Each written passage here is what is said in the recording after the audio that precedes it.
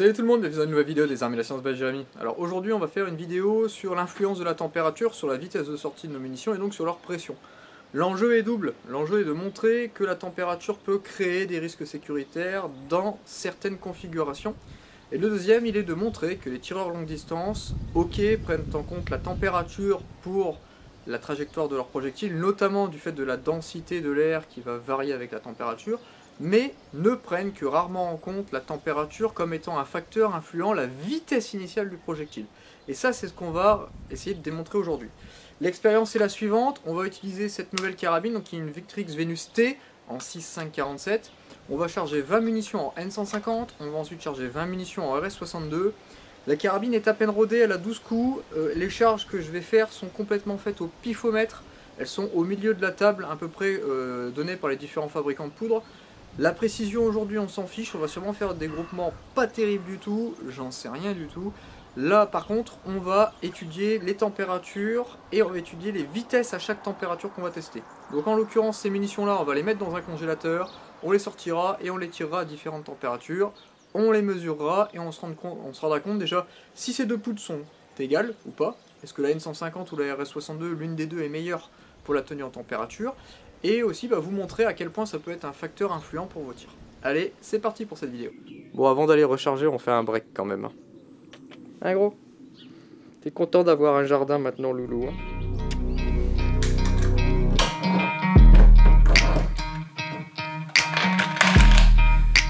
Le problème des étuis neufs, c'est que des fois, dans la boîte, ils ont bien morcelé sa mère.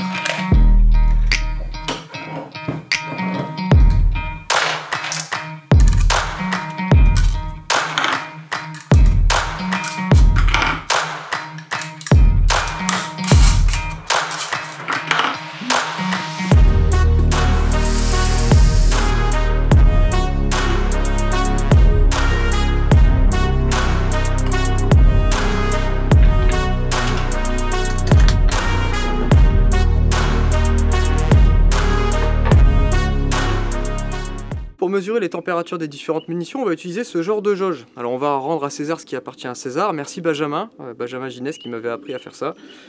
Tout simplement comment on procède, on va prendre un étui vide, on va venir percer au niveau du logement d'amorce. On va mettre un projectile, on va glisser de la poudre dans ce sens-là par le trou, donc ça prend un certain temps. On vient glisser la sonde de température dedans et ensuite on peut venir mettre soit de la colle, soit du mastic, soit de la pâte à fixe, ce que vous voulez, mais au moins ça permet de boucher le tout. Donc la sonde, elle est bien dans la poudre, qui est dans l'étui, il n'y a pas d'amorce, donc ça risque pas grand chose, et elle vient nous donner la température de la munition.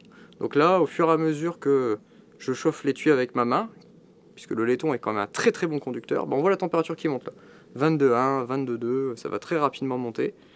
Et donc voilà, donc l'idée c'est d'avoir une de ces munitions au sein de l'intégralité des munitions qu'on va faire, et comme ça ce sera notre munition témoin sur les températures, ce qui nous permettra de savoir les munitions qu'on tire, à quelle température elles sont, grâce à notre sonde. Donc là on va pouvoir mettre tout ça au congélateur, c'est à moins 24. Bon désolé, c'est pas très sexy, c'est le garage. Hop, hop, et voilà, on revient demain. Et on va mettre les loquets pour pas qu'on... Hop. Parce que je fais du Airbnb, alors ce serait quand même con que les mecs ils viennent soit me piquer ma bouffe et en plus me piquer mes munes. Alors ça y est, ça fait une nuit que les munitions sont au congélateur. Ils nous annoncent moins 24, on va voir si on est bien à moins 24.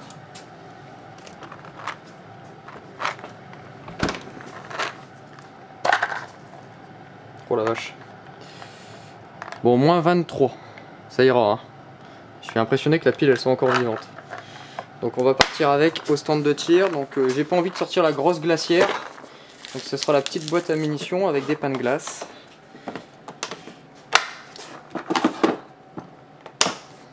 Et voilà. Allez, on part avec ça et on va aller les tirer.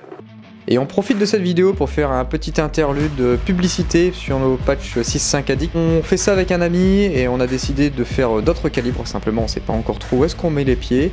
Donc les liens pour la boutique, Le Bon Coin et Naturabuy sont en lien dans la description et également celle du sondage pour les futurs calibres de la gamme. Merci d'avance.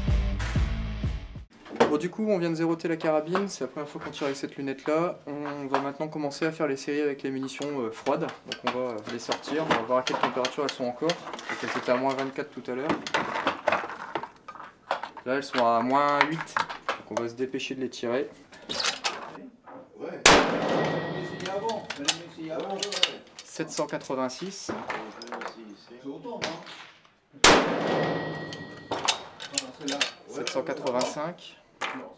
Là, le prix d'abord. 788. Ok, bon maintenant on va essayer de monter à 0 degré.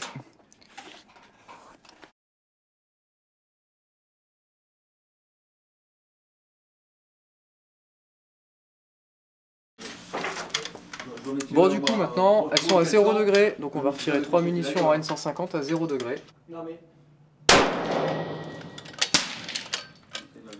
848.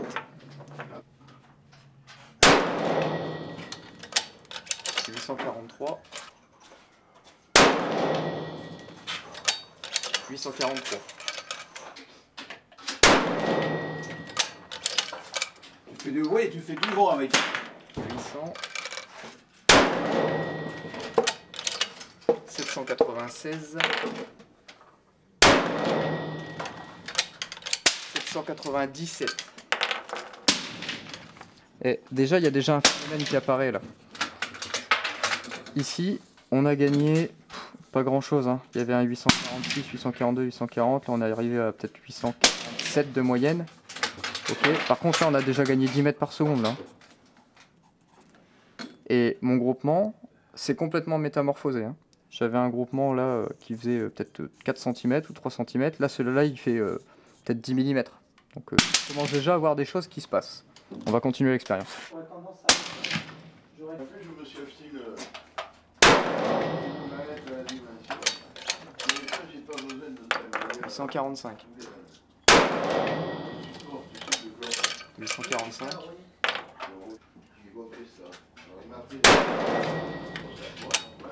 843. 805, enfin 804, pardon.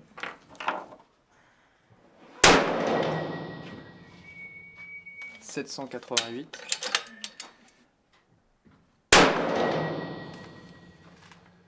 780. Alors comme il fait 15 degrés, on va avoir du mal à aller plus haut, donc il va falloir être un petit peu ingénieux. Je vais mettre les munitions dans mes poches avec la munition sonde, puis on va attendre un petit peu pour voir jusqu'où ça chauffe. Donc allez, mettre ça dans les deux poches, ici et là. Et on va attendre que ça monte à 20-25 degrés. Comme ça on va pouvoir faire les essais. On va supposer que j'ai la poche gauche aussi chaude que la droite. J'ai qu'une seule sonde, donc elle est forcément dans la poche droite là en l'occurrence. On va sortir les munitions des poches. On va voir à quelle température elles sont. On s'est fait avoir avec notre langue. On a discuté beaucoup. Donc elles sont à 29. Donc on va passer de 10 à 29. On est parti.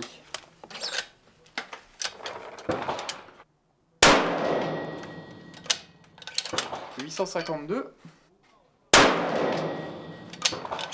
852. 851. Bon, maintenant, la RS62. 820. 805. Et 807. Ok, bon, bah maintenant on va essayer de les chauffer encore un peu plus fort. Donc là, on était à 29 degrés. Je sais pas trop comment on va faire pour aller au-delà, mais on va essayer. Bon, malheureusement, on est au mois de février, alors même en plein soleil, ça monte guère plus de 31 degrés. Donc on va aller les tirer à 31 degrés. J'ai pas de solution pour aller au-dessus. Je vais quand même pas me les mettre dans le froc pour, pour la science. Bon, bien que pour la science, ça pourrait justifier. Donc voilà, 31 degrés, c'est le maximum que je pourrais faire pour le test. Ce qui est déjà pas mal. 859.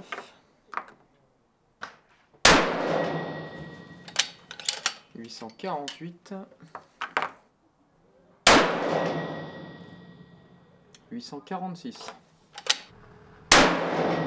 Donc RS62. 820. 810.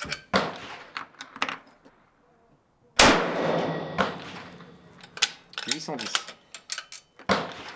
Et ben voilà, on a fait tous nos tirs. On va rentrer à la maison et puis on va essayer d'analyser ça. Mais bon, quand je vois certains écarts, c'est assez flagrant. Pour info, en fait, tous les étuis qui ont été tirés aujourd'hui sont des étuis parfaitement neufs, qui n'ont reçu comme préparation qu'un coup d'expandeur pour uniformiser les collets. Il n'y a pas eu de recalibrage ni quoi que ce soit, hein. C'est vraiment des étuis d'Apua sortis d'usine, auxquels on est venu monter de la CCI 450, donc de l'amorce Magnum. L'amorce Magnum pour deux raisons ici. Première raison, c'est que pour tous les calibres qui développent des pressions élevées, je préfère utiliser des amorces Magnum, elles sont plus épaisses, il y a moins de risques sécuritaires, et d'autant plus qu'elles sont légèrement plus chaudes, ce qui permet aussi de ne pas avoir de problème d'ignition, notamment à basse température. Donc tous les chasseurs qui ont tendance à chasser dans des conditions un peu extrêmes, par des conditions très froides d'utilisation, ont tendance à utiliser des amorces Magnum pour être certain de ne pas avoir soit un long feu, soit carrément un coup qui part pas, puisque l'amorce n'a pas assez d'énergie pour allumer la poudre à ces températures si basses. Donc là, on retourne à la maison, on analyse tout ça, et puis on essaye d'en tirer quelques conclusions. Bon, ça, à vue de nez, ça va être un peu compliqué, mais en tout cas, c'est assez intéressant justement de faire l'expérience et de se rendre compte que c'est pas si flagrant que ce que je pensais. Allez, on retourne à la maison. Bon alors, on revient à la maison et on va analyser, mais ça va être très rapide. Bon, la N150 comme la RS62 ont toutes les deux subi une plage de température de 39 degrés d'écart entre la température la plus haute et la plus basse. La N150 a fait une variation de vitesse de 9 mètres par seconde, quand la RS62 a fait une variation de vitesse de 27 mètres par seconde. On pourrait presque assimiler que la RS62 est 3 fois moins température stable, comme disent les Américains, que la N150. En plus de ça, on va remarquer qu'il va y avoir une très forte variation du point d'impact et du centre du groupement sur la RS62, là où sur la N150 c'est nettement plus stable et nettement plus régulier. Tout ça pour conclure que, clairement, dans mon cas et dans mon application, la N150 est chimiquement plus adaptée à mon utilisation que la RS62. Deux raisons: plus stable avec la température, donc c'est un facteur de moins à prendre en compte, et surtout plus stable dans la position du groupement et du zérotage en fonction de la température. Là où sur la RS62, on va se battre contre deux phénomènes: la variation de la vitesse de sortie de votre projectile, qui va entraîner une variation de la courbe et de la chute du projectile, mais également la variation de votre zérotage. Puisque même si vous étiez zéroté à un endroit, votre zéro va bouger en fonction de la température. Donc là, vous avez deux facteurs à prendre en compte et ça devient vite la merde. Bon voilà, tout ça pour dire que vous voyez que la température est un facteur très important, qu'on sous-estime souvent lors de nos essais, de nos développements de charge, des tests de munitions, etc.